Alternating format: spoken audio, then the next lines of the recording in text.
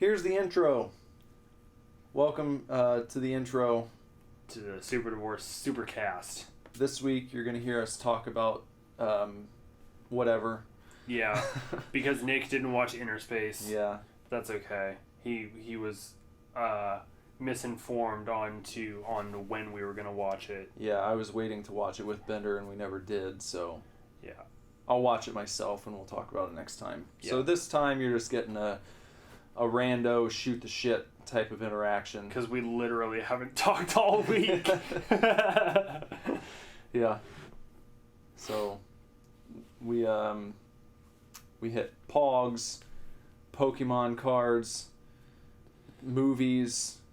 What we talked about Halloween. I don't even remember now. Alien. Yeah, we talked a little about Alien. Brand new.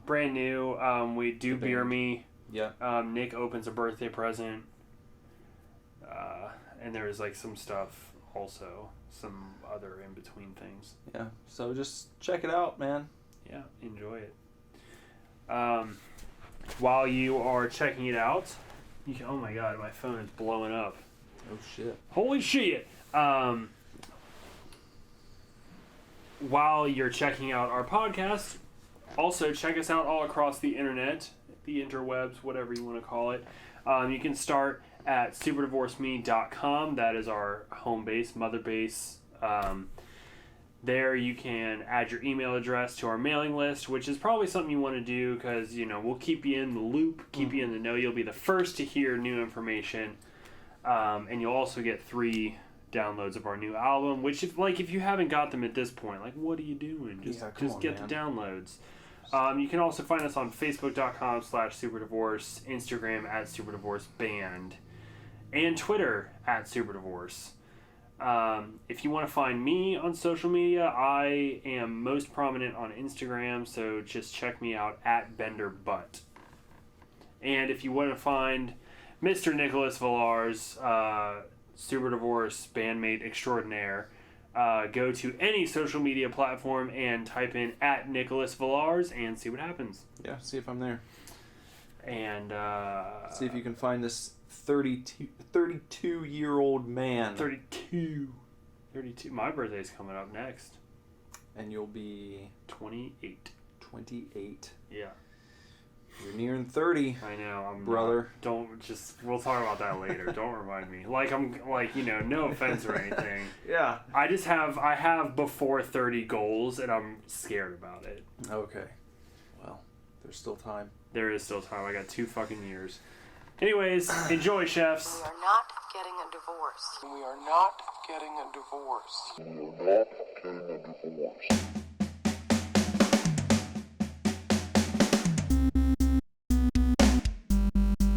Hey man, welcome to the Super Divorce Supercast. This is Nicholas here. And Bender. Oh! I'm now coming at you as a 32-year-old man. Yeah, your birthday was yesterday. So, once again, officially on the podcast, happy birthday to you. Thank you. Oh, before we do Beer Me, I will open... Yeah, there you go. Bender brought me a birthday present this evening, so I'm going to open that just now, live, in front of all of you. Yeah, funny story though. I went to get Nick this gift, and I found a gift first, and I messaged him to see if he had it. And by the time I had left the store with this gift, he was like, "Oh no, I don't have that thing." And I was like, "Well, I didn't buy it for you. I got you something else. So happy birthday anyways." Yeah. This is finally wrapped in some funny papers. Yeah, the funny papers. The old-fashioned newspaper comics, which is it's always a good go-to.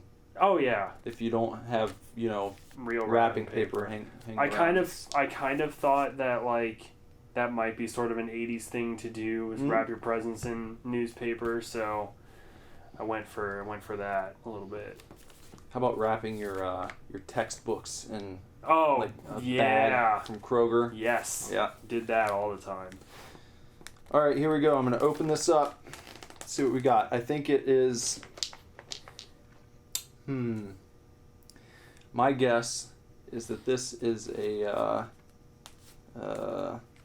a professional grade mixer Yeah. for use in the kitchen. Exactly what it is. Nailed it. There we go. Okay.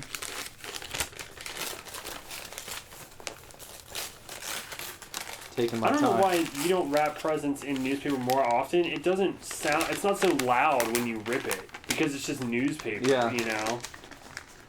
Oh, sweet. This is a most excellent gift. Bender has given me the gift of the Shout Factory release of the Bill and Ted's Most Excellent Collection. Yep. So we get both Bill and Ted movies. Mm-hmm. This is pretty awesome. I've never seen Bogus Journey. Or no, that just like that. This collection. Oh yeah. I love the art. They got cool packaging here. I actually didn't know they had that collection either. I knew they had put out like a collector's edition of Bogus Journey, but I didn't know they had a collection. And I came across that not long after finding Red Dawn was the other one from Shout Factory. It's got a nice what would you call this? Kind of a cardboard. Yeah, paperboard cover on it. Yeah. I love that in movies when they do that. Nice deluxe Blu-ray case here. It is a 3-disc set, in fact. So you've got Excellent Adventure, then Bogus Journey, and then a disc of just special features. Yep. It's pretty nice. Oh, look at that. Oh, look at this. What we got here? You get a little guitar pick. Oh, fancy. A Wild Stallions guitar pick. That's kind of cool. That's really cool. And we've got a sticker. A sticker advertising this set, telling you when it comes out. That's an interesting thing to include in the set itself. Yeah, that is weird. And then we've got a another Bogus Journey sticker there. Kind of reminds me of the Saved by the Bell logo. Yeah, it does. Yep. Very nice. Thank you very much, sir. You're welcome. I appreciate that. Like I said, a most excellent gift. And we're going to have to watch these and do an episode about them. Yep, that's part of the reason. As soon as I saw it, you had mentioned doing an episode on those movies, and I was like, oh, well, there we go. Yeah. And number 3, hopefully, will be out at some point. Yeah, that'd be nice. All right. Well, why don't we beer ourselves? Beer me? Beery time!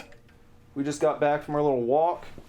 Did our weekly Video show. Super Divorce Gets Beer, which you can watch on our Facebook page at facebook.com/superdivorce, or also on our YouTube channel. My mom and I were talking before our show the other day. We went to lunch, and I love how every time you post a video, it's this week we got beer, next week we'll probably get beer. Yeah. And we were laughing about that, and then I was like, so obviously when we start posting our videos, it's going to be this week we watched a horror movie. We'll probably watch one next week too. Yeah. Consistency. Right. Let's see. This week we've got White Birch Brewing's what was this? The small batch ale in the style of Peach Berliner Weiss. Weiss. Weiss. Weiss? Weiss. Weiss? Weiss. It's Weisse, so Weiss. Weiss. And it's a peach beer, Yeah, it's peach. Peachy peach. which sounds good today. It is. Even on like kind of a rainy day, it's still sort of humid and Yeah. feels very summery. So I'm like, oh, nice peach beer might be cool. Oh, really? Oh, cheers. Cheers.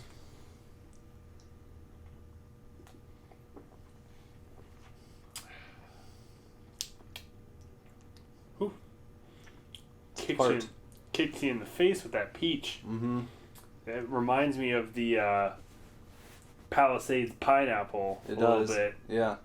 which means it's good. Mm-hmm.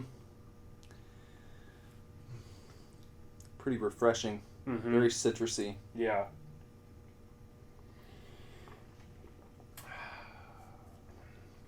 At White Birch Brewing, our goal is to create great beer for the enthusiast.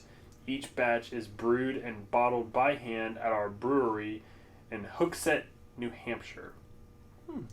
The urge to create is what drives us to be brewers. When that urge strikes, we fire up the kettle and make a small batch ale. The story behind each small batch is detailed on our website. We hope you enjoy this look into the passion of what drives us to brew. Dave Herlica. And he even signed it. He even signed it. We got a signed can from Dave Herlica. Okay. Yeah.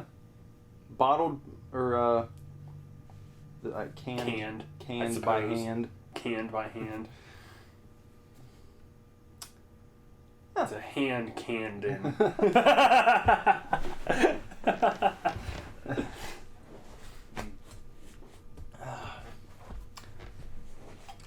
So it's kind of if you were to look at this can, it's all white. Yeah. It's not printed upon, but it receives a custom sticker Yeah. that is The label is a sticker. peach-colored sticker. Yeah, to represent the fruit in which the beer is brewed, or with which the beer is brewed. Mm-hmm. And then some white birch trees as the logo. Mm-hmm. It's kind of a plain looking logo. I like the look of the can a lot. Kind of a plain logo, but it's not that big a deal. I like sort of like the symmetrical, how symmetrical everything is. Mm-hmm. How it just outlines. It's like, this is the style. This is the alcohol by volume. This Yeah. is the volume. This is the Surgeon General's warning. Yeah, it's kind of like they give you a HUD in front of your can. Yeah. It's very nice. It's a very drinkable beer, I think. Speaking of HUD, I've been playing, well, at least a few rounds of Lawbreakers pretty much every day. Yeah. I'm getting pretty good at it. Generally coming in, I would say normally either second or third in most matches. Yeah. So it's a good feeling. But isn't that frustrating when like you're always second? There's always just like that one fucking guy Yeah. that's so much better than you. yeah, I've had a few where I've come in first, but it's not the norm yet. Right. It's fun though because it adds like another, because you hit tab, and then you can see what the score is during the round. So it kind of gives you a little extra incentive to see where you are, try and catch the guy who's in first, which just makes your team play better. So it's a good approach.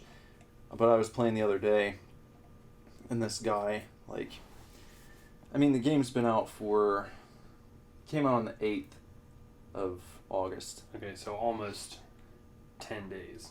Yeah, and this was 3 days ago I was playing, and our round finished up, and you're in the lobby, and some guy got on his headset, and he's like, what the fuck is wrong with you guys? What the fuck?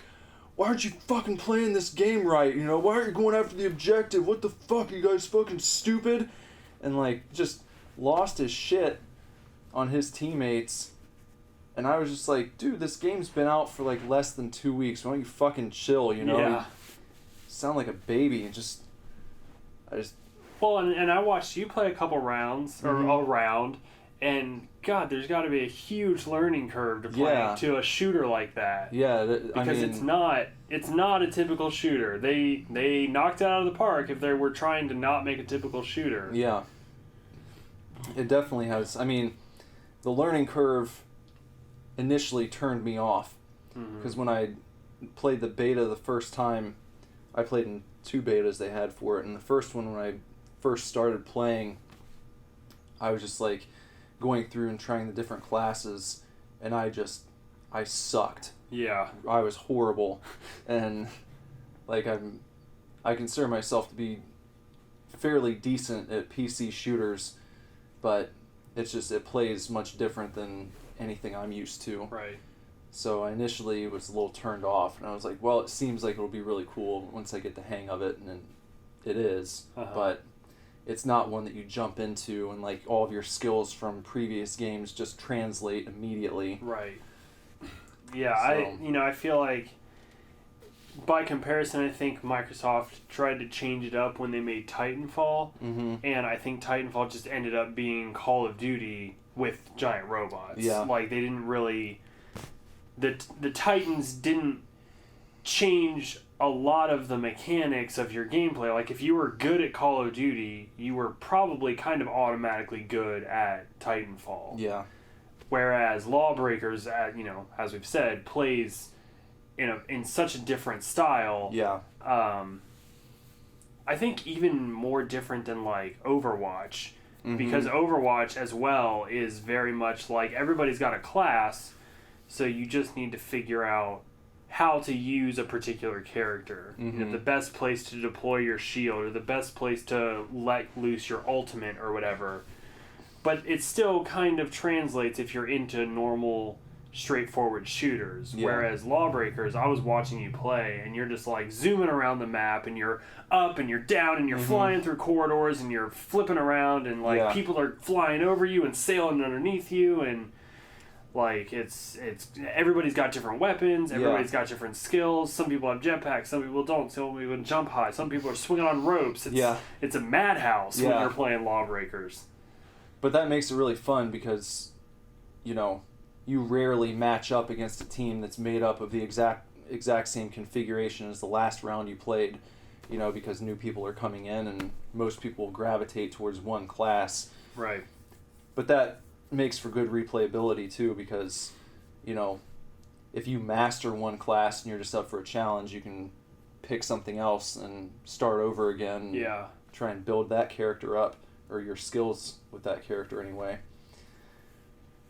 But yeah, it's interesting because, the one that I play as has like a chain gun and can kind of fly for a short period, and then you have to let your flight sort of meter recharge or whatever.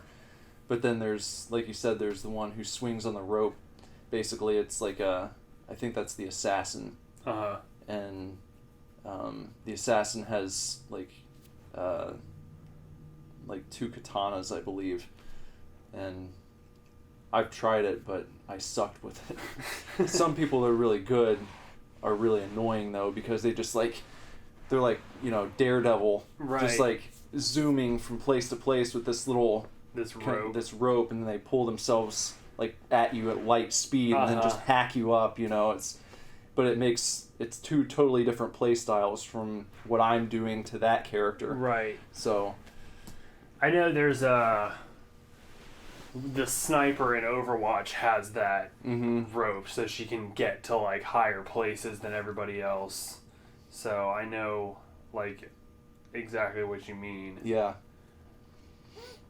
But I don't know, it seems cool. I think I will jump into Battlefront 2 when it comes out. I'll probably play that a lot. But you know how I am. I'm not very competitive.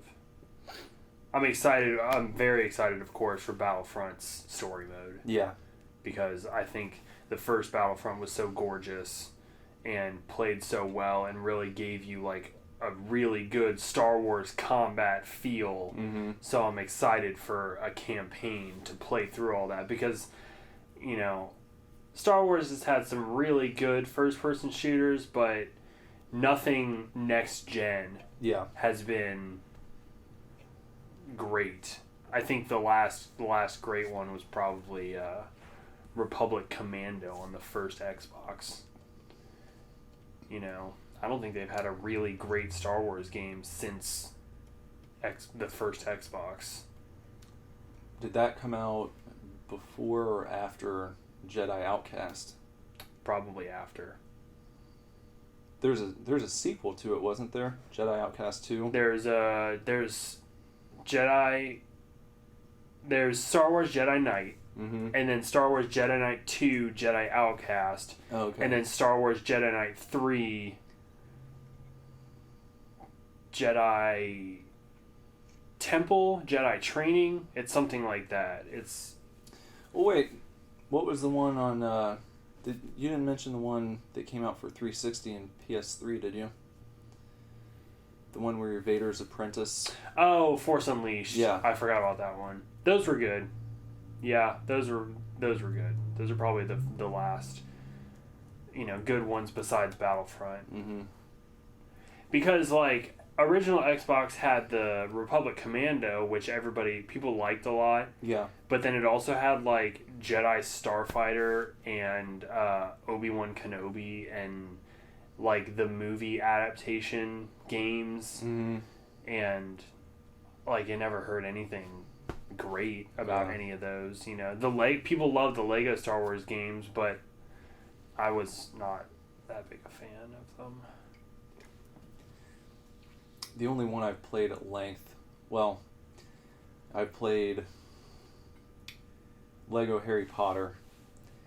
And I like the Lego games, it's just I don't get, like... They don't suck you in. No. They don't for me, anyhow. I mean, maybe some people who are, like, super into Lego stuff, Yeah. but, I mean, they're kind of fun to pick up and tinker with here and there. I played the Lego Marvel game for PS4, Yeah. and it's alright. Like, I downloaded it for free one day, Yeah. and I've played it a little bit, and I'm just kind of like, Yeah. it's fine. Yeah. Yeah. When there was really nothing else out, it was pretty cool to mess around with and see, like, just kind of marveling at what the physics were like on the PS4 initially compared to what they were able to do on, like, Right. 360 or PS3. All the little pieces that Uh-huh. explode everywhere, But overall, I'm not a huge fan of the Marvel games. I mean, the Lego games. The Lego games. Just... They're meant for children, which is fine. Yeah. Like, that's fine. I know a lot of adults that find great joy in playing them, and I just don't. Speaking of Marvel games, the new Spider-Man looks really cool. Yeah, they gave it the Arkham Knight Mhm. treatment, and I'm so pumped. Yeah.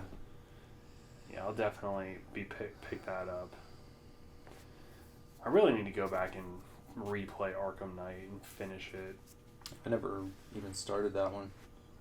It was fucking good. I just got lost. I never finished Horizon Zero Dawn. You didn't? Nope. I kind of... There's DLC coming out for it, isn't Yeah. there? Yeah. I sort of told you I wouldn't, and Yeah. I definitely didn't. I got really far... I don't know how far exactly, but I got pretty far into it. And then I was just like, okay, done. I really want to play the new Sonic game. It looks fun. What's it called? Generations or Mania. Mania. Mm-hmm. I like Sonic as a character. I think he's very iconic, but I hate Sonic games. All of them? Like even on I've like Sega? never enjoyed playing a Sonic game. Oh, wow. Except for Sonic Adventure 2 Battle.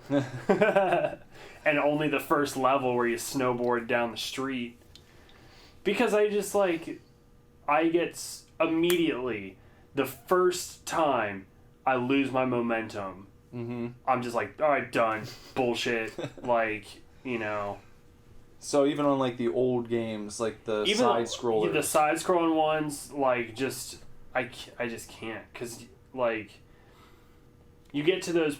Sometimes I really only played the newer ones a little bit, but you get to those points where you're just, like, hitting boosts, and it kind of like the camera kind of pans back, and you're just like, and you're running or whatever, and it's like really cool and all this stuff, and then like, the camera like circles back behind you, and you come out of all of the little running boosts, and he just sort of like stops, and there's like just sort of robots like hovering in front of you. Yeah. I'm like, it's dumb. Like it bothers me. I don't know why. I don't like Sonic games, and it's because, like I said, the first time I lose momentum running through a level, I get frustrated because I don't think it's cool. Like it's so cool when he's like, and then when he's not doing that, I'm so over it. So that's on me. But I think he's a cool character. I think Knuckles is awesome. I think Shadow is badass too. But I just don't. I'm actually interested in playing Shadow at some point because I never did play that game. The one on GameCube where you like had guns and you'd run around and shoot things. Yeah, I would play it. He had like skate shoes too. Yeah. Sonic has a weird fan base too. I don't know if you've ever delved into that. I don't think I've ever encountered anybody that's like a Sonic fanboy. They're out there. Yeah. And it's really strange because it's not something that you think about very often, like that there are people who are obsessed with Sonic the Hedgehog. Yeah. I'm not hating on them. I'm just saying it's an interesting world to peer into, to just like open the door into that room where there are just like hardcore Sonic fans, like forums where people are just posting theories about Sonic games, and like they've got Sonic posters all over their room and like statues, and just like, I don't know, people. I guess it's just an example of the fact that if you can think of any sort of franchise, that there are super fans of that franchise out there. But we have to be like 100% honest. The super fans of some genres versus the super fans of other genres or other properties, we'll say. Like, I kind of feel like Star Wars super fans, while some of them can be exceptionally nerdy, you can be a Star Wars super fan and just be kind of like average Joe dude. Yeah. Like, especially, I've seen a couple documentaries, and there's like people who are just like fucking floor to ceiling, wall to wall Star Wars merchandise. They just have fucking everything, but they just look like, every other, not even nerd, like some of them just look like hipsters, or whatever. But then if you look at the super fans of like Naruto, there's like a distinct person that's a super fan of Naruto that wears the headbands and dresses as Naruto and goes to, or not even goes to conventions, wears the headband and like the jacket that Hot Topic put out a couple years ago, like just in public regularly. They're the weird ones. Just if you want to find out if someone's like a super fan of Naruto, just ask them to like run. just ask them run about 15 yards or whatever, and see if they put their arms straight behind them. Then you'll know if they're a super Naruto fan. That's fucking hilarious. But I imagine that Sonic the Hedgehog super fans are like on the caliber of Naruto super fans, or like Doctor Who super fans. And I mean, there's like Sonic hentai and shit. Of course there is. I mean, what isn't there hentai of? Yeah. It's very interesting. What's that rule? Rule 34. Rule 34, yep. Yep. If it exists, there's porn of it.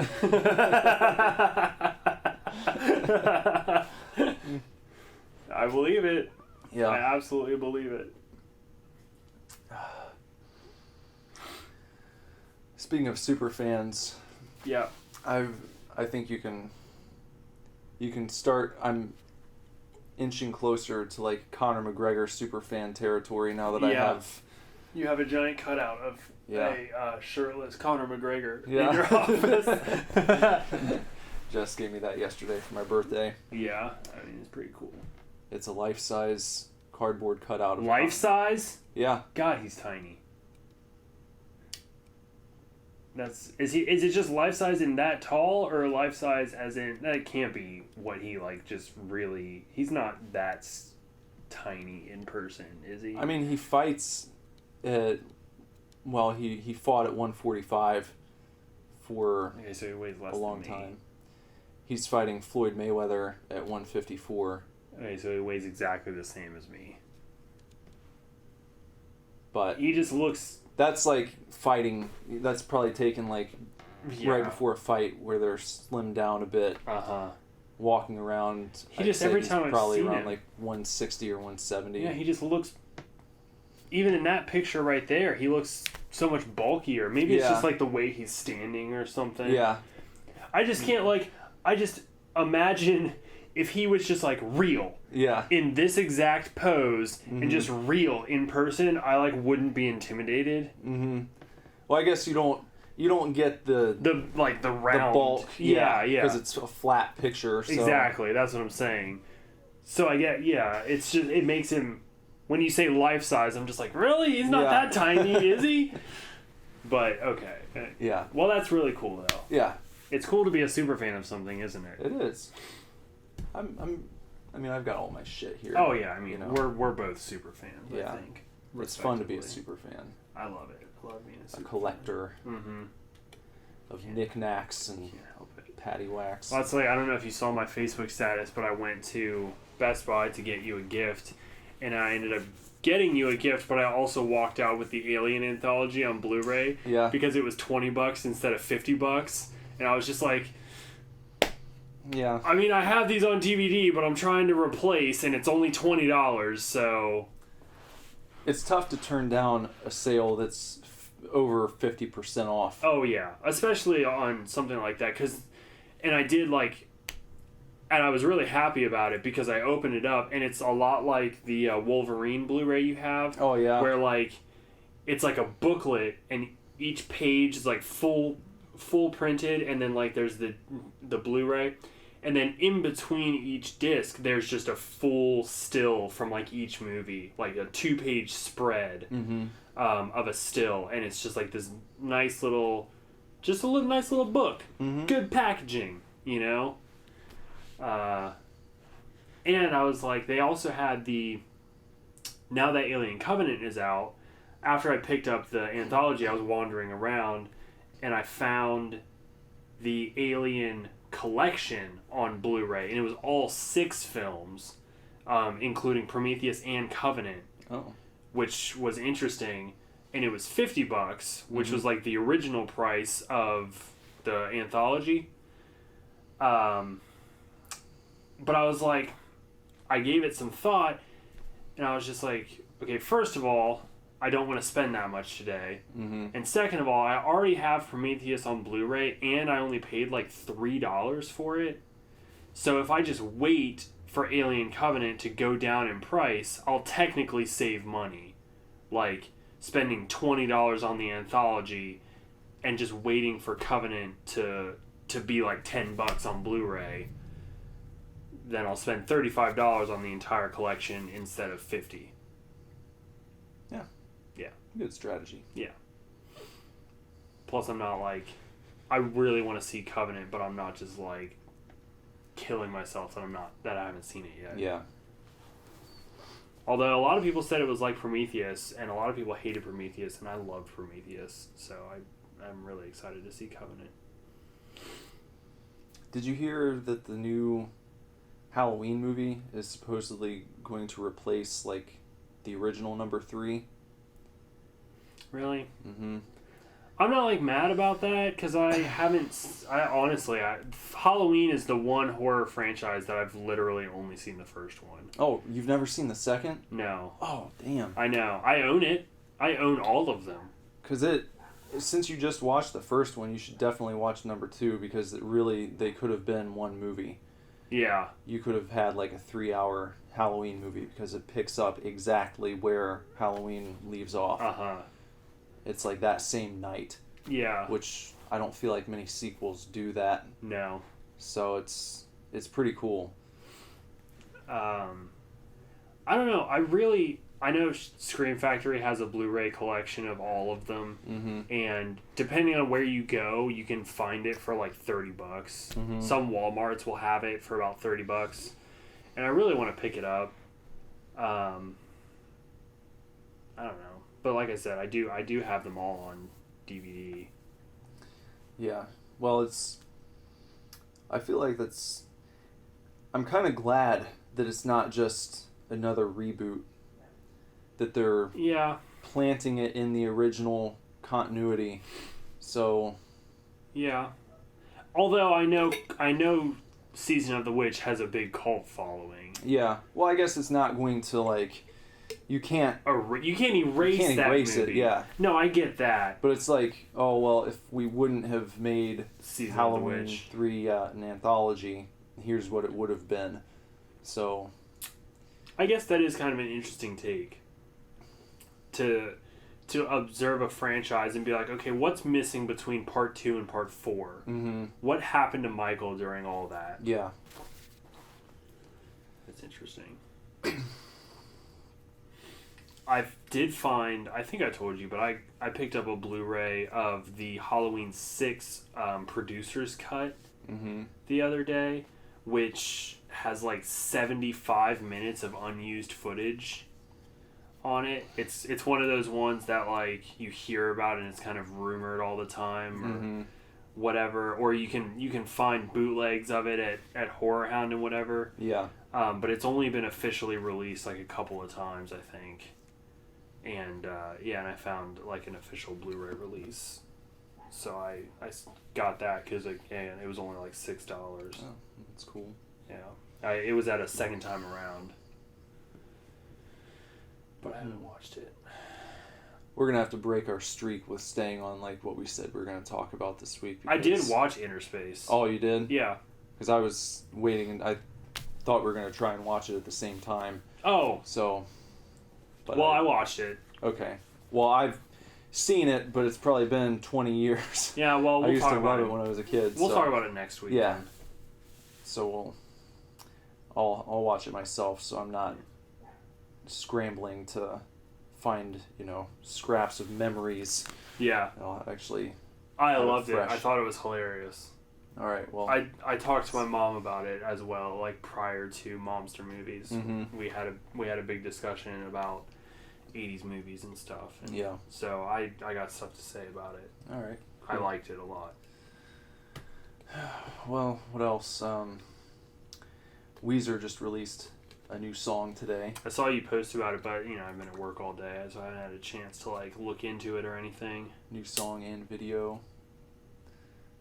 They also announced their album is coming out, oddly enough, on October 27th. That's the same day as Leatherface, I think. And our album? Yeah. I forgot the new release date. Yeah. I forgot. Yeah, October 27th. So we're releasing an album on the same day as Weezer. Yeah. God, the charts. We're just not going to make number 1 now. Yeah, I know. Now we're going to have to settle for number 2. I guess so. On the Billboard. That's pretty cool. Yeah.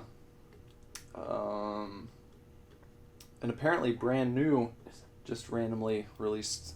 Oh, fuck Brand New. I know they're like awesome and everything, but we've talked about it before, and I'm just like. Well, I saw the post where it was like available now, and I guess you can pre-order it like a physical copy, but apparently they sent their full album like in one song format, just like one continuous recording, and they sent that to like 20 of their fans randomly today. And so it's like out there. Now it's out. You just have to find like who uploaded it, and but I guess it's not officially released yet. Like I said, you can pre-order it. They put up a link to go and pre-order it. But I saw that, and my reaction was just like, no, okay. Well, like, I'm sure it's good. Yeah. I'll say that. It's probably a great album, and I'm sure that I will end up listening to it, and I'll probably like it. But Right. the way that they've acted since they released their last album, just like I don't know. They just ooze self-importance and Yeah. like this tone that like the universe is hanging in the balance waiting for them to release a new album. It's just like, and that whole thing with them saying that they're breaking up in 2018, like they already called it, so they released that shirt a while back and it was like brand new whatever year they started to 2018 RIP, and it's like fucking just break up then. Yeah, who fucking cares like, at that point? I've never been like the biggest brand new fan, so I'm gonna hate a little bit more than that. Yeah. But yeah, like I saw the same thing. It was like brand new, makes album available today, and I was just like, I don't fucking care. Like, yeah, I know how important they are to like the emo scene. Yeah. And I'm not even a little interested in getting on board with them, and a part of that is because of how often we've discussed it, and you've said, well, they say this and they're doing this, and I'm just like, why? Dude, why? Fuck them. Like, at least MCR, as much as it sucks, just like broke up out of nowhere, and so far they're just like, no, we're not getting back together. Yeah. And they seem to be doing other things. And they didn't just break up and we're all just like waiting, they're holding the world in their hands and everybody's just like waiting on pins and needles to see if they'll get back together. It's like they broke up and all of them have different bands now, except for Gerard, who's running a literal comic company. Yeah. But even he's put out like solo stuff. He put out one solo album, but he records songs in conjunction with the comic books he writes. And I'm just like, God, I bow to you, emo god of mayhem. Like, did you know that Claudio Sanchez put out like a children's book with a soundtrack? I feel like that is familiar information to me, but I've never like physically seen it. It looks pretty cool. I haven't even listened to it, but I thought that was a pretty neat thing. Yeah. He did some comic books too. Yeah. They've got the Amory Wars comics of like the entire Coheed storyline. Right. That I feel like you'd probably get into, being a fan of Star Wars. Yeah, probably I would. But I've heard though that they're very expensive. They're hard to find. They're expensive. I remember at Warped Tour when I saw them back in 2004 or 5, they had like the original run for sale at their merch tent at Warped Tour, and Kyle got like all of them. Really? And then, I think when he was in Korea, his mom sold like all of his comics. Like, I was like, Jesus, my mom, dude, I'd be so pissed. Both Lindsay and I have similar stories, but my mom accidentally one day took a bunch of stuff to Goodwill, and in the stuff that she took was my entire binder of all holographic Pokemon cards. And I had of course, 4 Charizards and black. I had every holographic card that was available in the first run. I had it, and then I had all the Team Rocket holographics and all, whatever. Yeah. Just page after page after page of holographic card, and she accidentally, not knowing, just gave them to Goodwill. Didn't even sell them, just gave them to Goodwill. And ridiculous. I was watching, a video popped up on Facebook from Pawn Stars the other day, right? And this guy came in with his Pokemon collection that he wanted to sell, right? Except his entire Pokemon collection was all holographic Charizards from different. He had original ones. He had first editions. He had Jungle. He had Team Rocket. He had Japanese. He had like fucking everything. All holographic Charizards, and they were all graded too. Yeah. And there's two, just like in comics, there's the CBCL and the CGC. Mm-hmm. For cards, there's like two companies as well. And like one of the companies is way more stingy than the other company. Or way more strict, I guess I should say. Way more strict. And this guy had, from the way more strict company, he had a perfect 10 holographic Charizard. And so, of course, they brought in an expert because Rick was just like, I don't know nothing about Pokemon cards. And so they bring in this expert dude, and he's talking about it, and that's how I learned about this, you know, this perfect 10 card the guy had. And the dude was like, yeah, that company does not give out 10s. I think this dude owned the only perfect 10 Charizard literally in the world. Graded, you know, on record from this company, the only perfect 10 Charizard. He wanted like $500,000 for his collection, and the expert said that the perfect 10 card was worth like $50,000 by itself. Damn. Like, did he keep it? They wouldn't even take them. Oh, really? Pawn Stars didn't even take it. Rick was just like, I have no idea what I'm selling. I cannot sell these properly. I am not going to give you $500,000 for them just because I have no clue what they are. Yeah. But the guy literally owned like 20% of the graded holographic Charizard market. The whole market. He owned like 20 to 30% of it. Wow. Like, I don't even know how that's fucking possible. And it was like, he was just like, well, yeah, you know, when Pokemon came out, I bought my kids some cards, and they got really into it, and I just, you know, kind of did it to bond with them, and they kind of got out of it, and I just never stopped getting into it, you know? It's just like, you know, I love Charizard, he's my favorite one, and I got all the Charizards, you know? I was like, oh my god, dude. It was a sight. It was a sight to behold. He just like handful after handful after handful of cards he pulled out of his box. Too bad he didn't show up on Comic Book Men. They probably would have given him the store. Like, I don't know. Oh man, it was crazy. But a little bit of validation that like holographic Charizard is worth what you see it's sometimes worth. If it's graded, I guess. I should get mine graded. Do you have one? Mm-hmm. I still have my original set of the very first run of Pokemon cards. I remember it was just like literally one of the greatest feelings in my life. I'm not going to say like I was one of the last kids to get Pokemon cards, but they were like definitely a thing before I got my hands on them.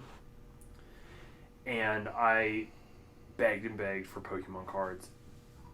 And eventually, I did chores around the house, and I got cards, or I got money. And my mom took me to Target in Middletown, and I just like ran to the toy aisle, back when the toy aisle was just like the best. Mm-hmm. And I ran to the toy aisle, and I bought 4 packs of Pokemon cards for my first ever, you know? And we left the store, and I got in the car, and the 3rd pack that I opened had a holographic Charizard. Like, right off the bat, got the rarest card there was. And I knew what that was like, or what that card meant. And I opened it, and I was just like, holy shit, you know, like I didn't say that, Yeah. but I was just like, oh my god, like holographic Charizard. My mom didn't understand at the time, but yeah, man, I remember that was a great fucking feeling. when I first got into them. It was like, I guess if you were buying them a little after the craze hit, I don't know if it was like this when you were still, or when you got into it, but at the very beginning, like, you would have to call around to places and ask if they had any in stock, because as soon as they came in, they'd be gone. And so I would call like Meijer and Walmart and Toys R Us like every day, and my grandpa would take me around in the mornings. Of all places, they had them at we were able to find them at like Hallmark stores. Really? Yeah. And yeah, so I remember getting some there, and then the Meijer in West Carrollton, I used to walk there for Pokemon cards. And yeah, it was crazy trying to track those things down at first. I think what I mean by like I wasn't one of the last kids, but you know, it took me a while, is like by the time I bought cards, it was still the first run, but like we just went to Target on any old day, and I was able to buy 4 packs. So yeah, you can kind of get an idea of like how long it had been a thing. Probably a few months. Yeah. That it had been like really popular. Like my neighbor across the street that I hung out with all the time, that I played with all the time, she had cards already. And you know, so did they get banned at your school? They did at mine, because we used to play for keeps, and some kid got super butthurt. Same exact thing happened with Pogs when those came out. We used to play for, like, kids, man, they don't fuck around. No. Like, we'd be out on the playground, and it was, like I said, same thing with Pogs. It's like, if you won, you just got whatever the other person used in that game. Yeah. And, like, most of us played ball, and we'd be like, that sucks, I just lost all my shit, but I could have won all that, you know? Yeah. And all it took was one kid losing, like, his entire collection, and then he, like, went and cried to the principal, and then it was like, give him his stuff back, you know, and don't bring these to school anymore. And the same thing happened with Pokemon. And I don't know if Pokemon got banned. I feel like it might have, but I don't see. And I'm such a true blue collector. I never even played the card game. I just fucking collected the damn cards. You know, the card game was fun. I've heard before that the card game, and you know, I remember looking at the instructions and whatnot, and you turn your card this way for paralysis and la da, and it was complicated. But I never played. I just collected them. I liked looking at the pictures. Me and a few of my other friends, we would, in addition to playing the card game, we'd also play a game that we called Pokermon, which was like 5-card stud poker, but we would bet our Pokemon cards instead of using chips or money. Yeah. And same deal though. I mean, but that was like at someone's house, so we never like went crying if we lost our stuff. It was like people got pissed off, definitely, but we never whined about it if we lost. So little babies ruin it for everyone. I know yo-yos got banned from school. I think Tamagotchis got banned when I was in school. For sure. I'm sure Pokemon cards did. I don't like really remember, but I'm sure that they did. Pogs, I think, got banned from when I was in school. We should make Super Divorce Pogs. Oh my god, that would be so fucking amazing. I loved Pogs. So did I, man. Slammers were so cool. I still have some, I think. Do you? Yeah. I call it my treasure box, and it's just like, just shit, sentimental shit, you know? Notes from people and cards from people and this and that, things people have given me and whatnot.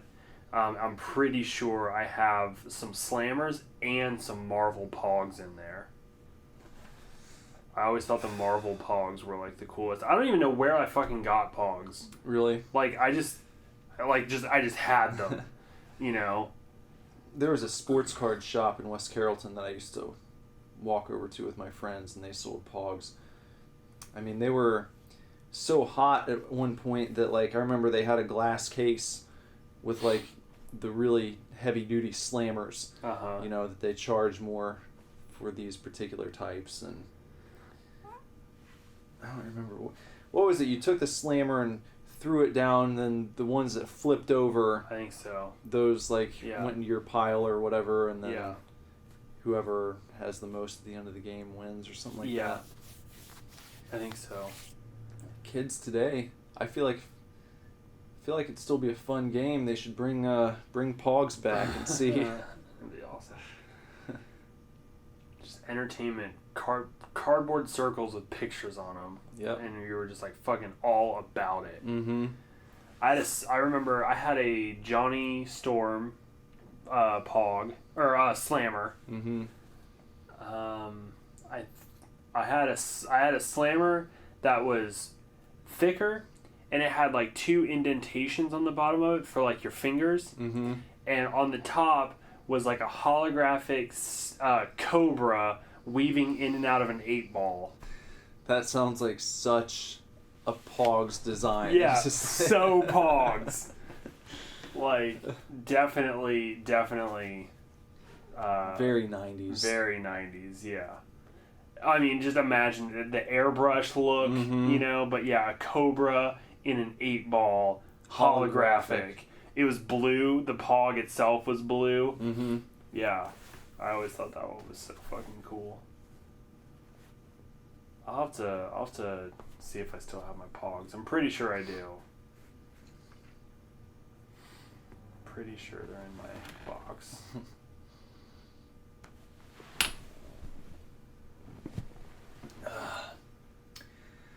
Well, it's about an hour. I guess that's good. So I'll watch Inner Space this week at some point. We can discuss that next time. Yeah. So, well, it gives you guys a chance to watch Inner Space, Yeah. so you know It's what we're on talking about. Netflix. Yeah, it's on Netflix. It's great. So check out Inner Space before next week, and you'll be prepared for our podcast about it. yeah. And then you can compare your thoughts to ours. Yeah. And that would be fun. Yeah. That's something good to do. That's something we can. That's a good thing to do. All right. Well, thanks for listening, folks. Here's the outro.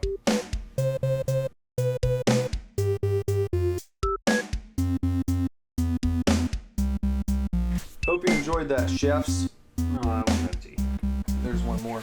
No, I know. It's just like I okay. got one. It's just like that one was empty. I picked up the wrong beer.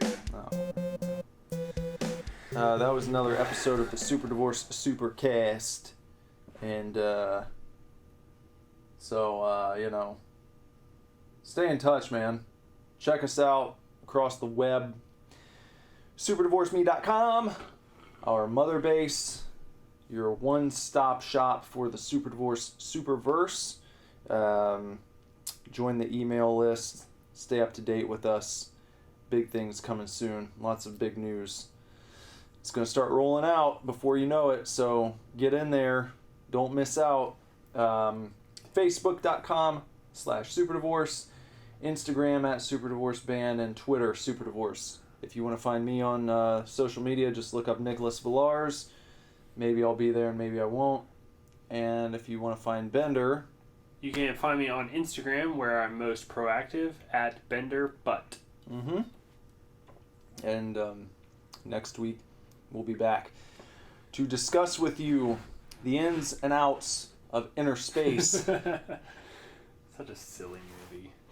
So watch it so you can follow along and see how you feel about what we feel Yeah. about Inner Space. And I know I told you guys before, but I'm telling you again, Momster Movies premieres later this month. Maybe by next week. Who knows? Who knows? We'll see. All right. So, later, chefs. See you, chefs. Super Divorce.